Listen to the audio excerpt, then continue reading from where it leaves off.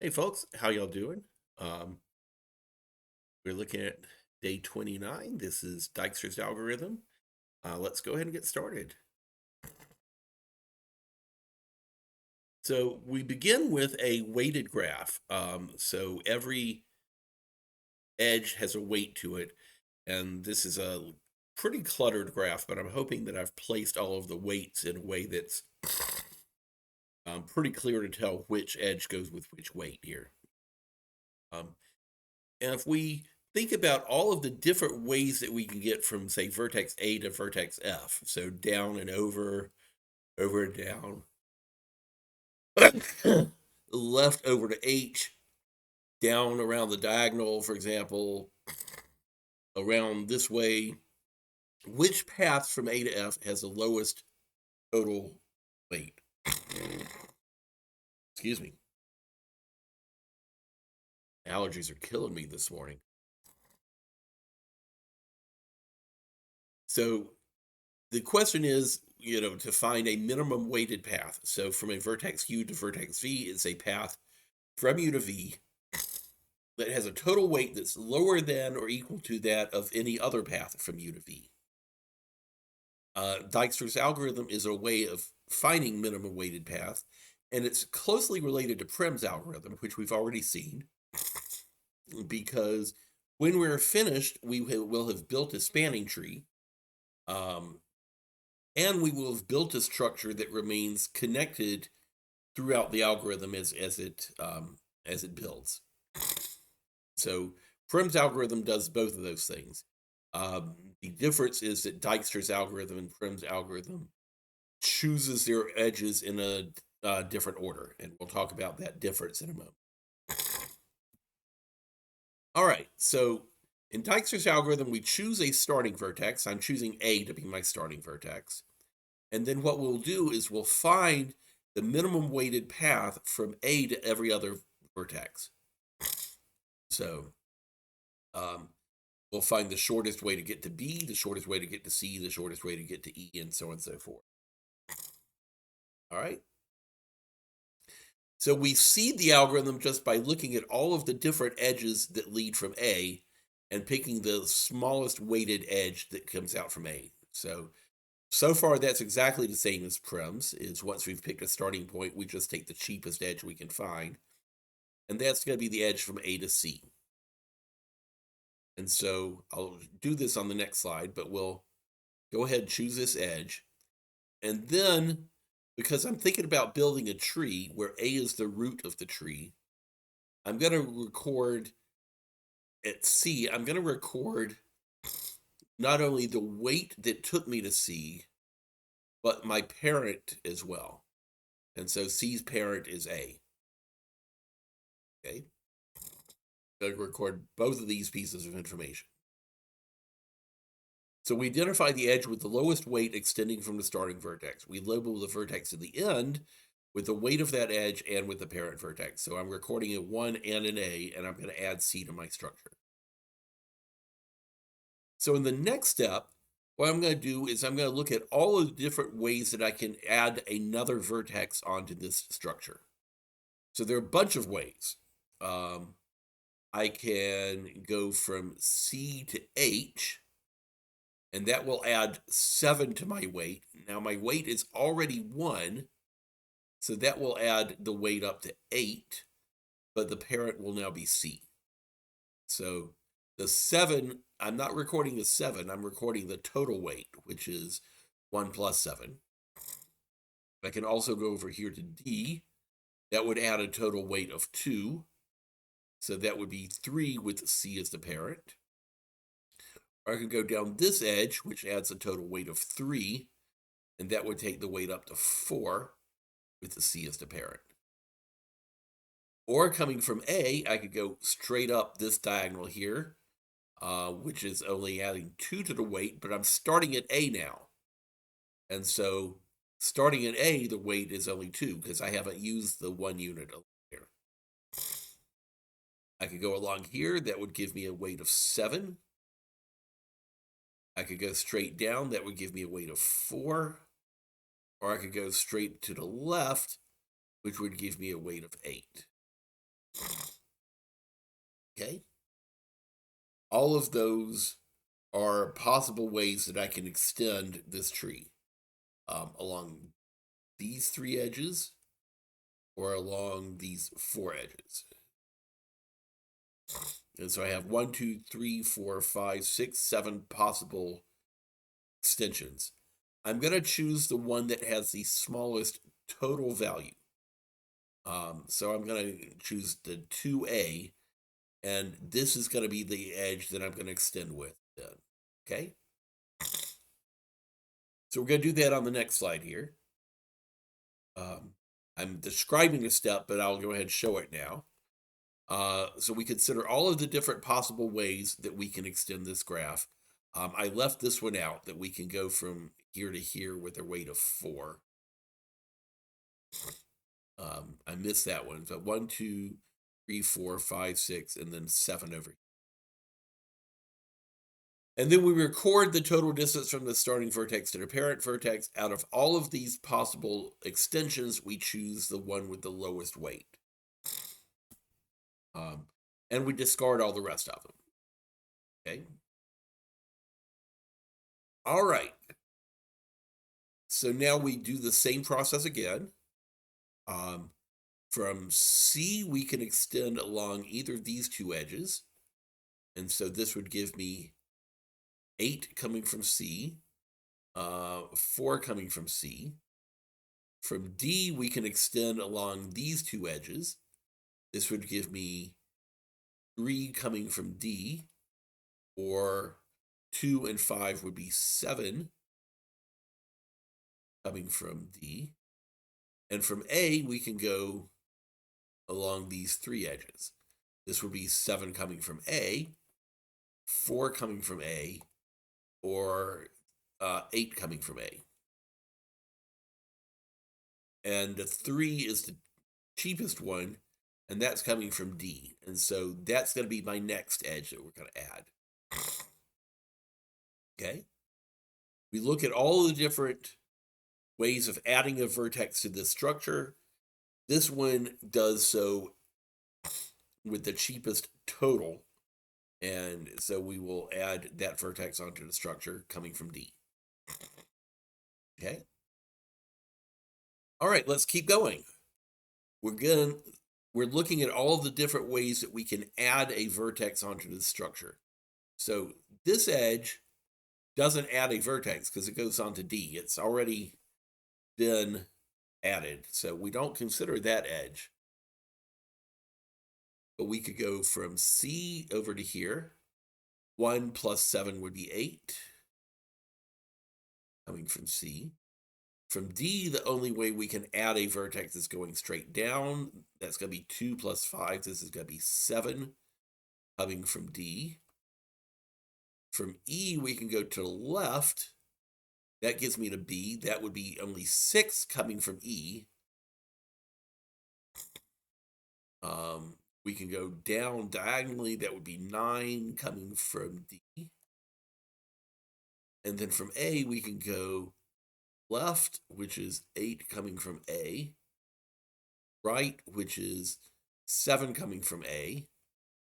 Or down, which is 4 coming from A. And 4 is my smallest value out of all of these possible additions. So we're going to go down to G. And this is going to be the edge that we're going to add this time.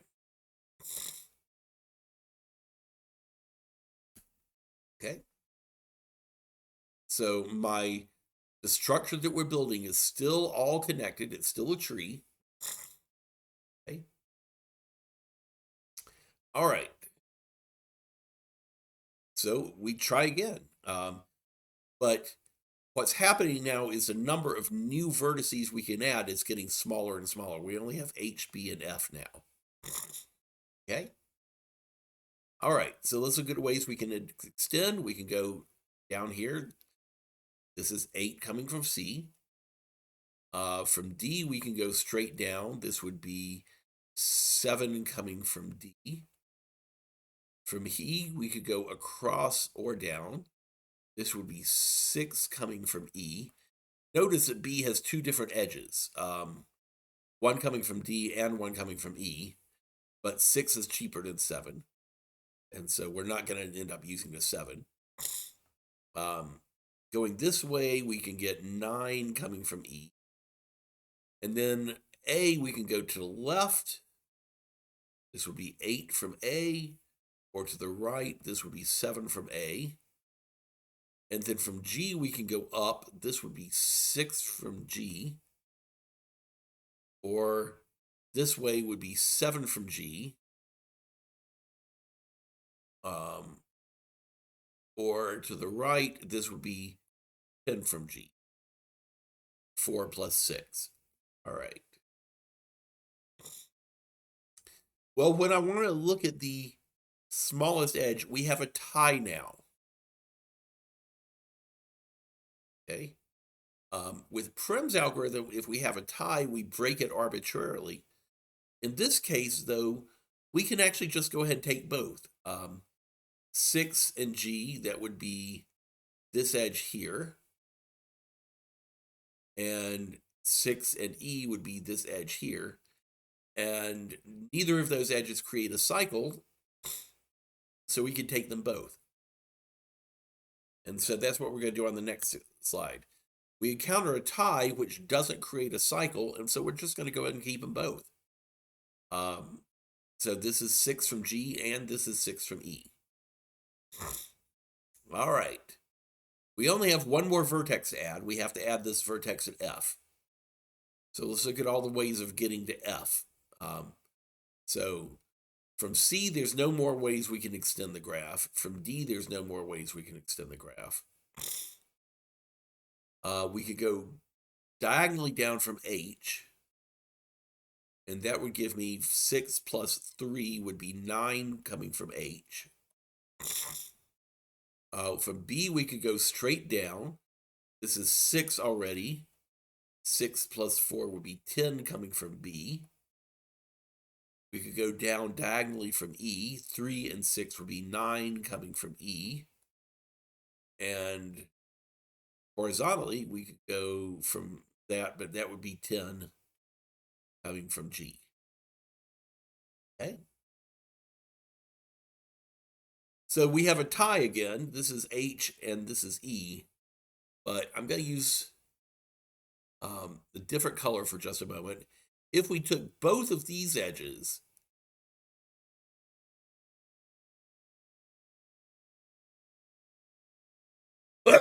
excuse me, well, then we would have a cycle. It's a little hard to see, but the cycle goes from A to D to E to F to H to G and then back to A. In other words, this tie would create a cycle. And so when we don't want a cycle because we're building a tree. And so if we have a tie that creates a cycle, then we do just have to limit ourselves to choosing one of these, and then we can choose it arbitrarily. So we just choose one of the two edges. It doesn't matter which one. I'm choosing this one here from E, that I could have chosen the other one. Okay. So a tie that doesn't create a cycle, we go ahead and use both of them. A tie that does create a cycle, we break, and we break it arbitrarily. Okay, so this is our completed structure here. Now that we have our completed structure, we have all of our minimum paths. The smallest path from A to C is just AC. And it has a weight of 1.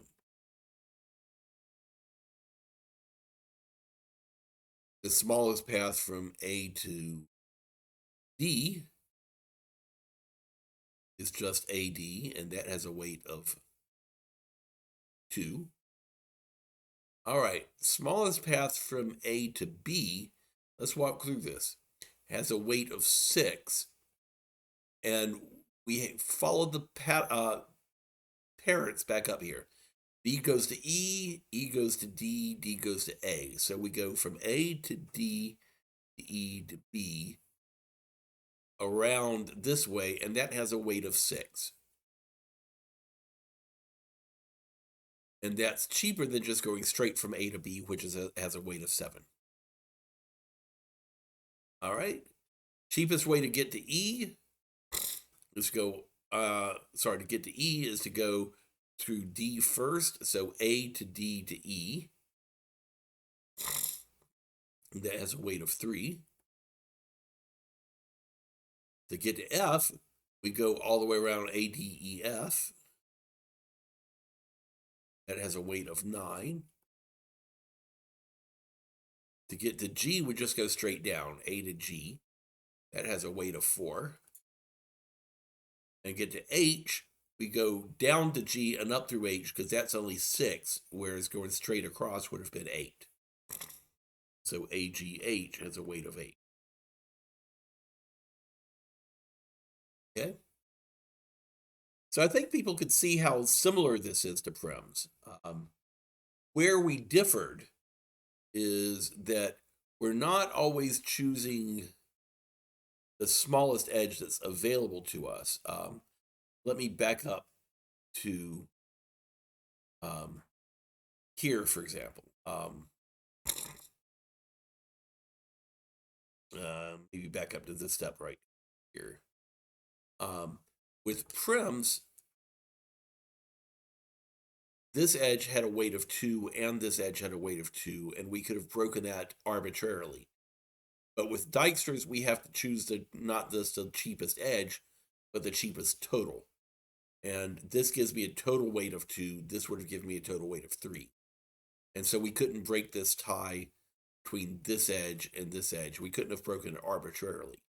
The rules say that we have to choose this edge here. And so Dijkstra's is a little bit more computationally intensive than Prim's, but it's not by a whole lot. Okay? All right. So anyway, that's the last algorithm we're going to look at this semester. There is no class on Wednesday, but I will be available over Zoom if you have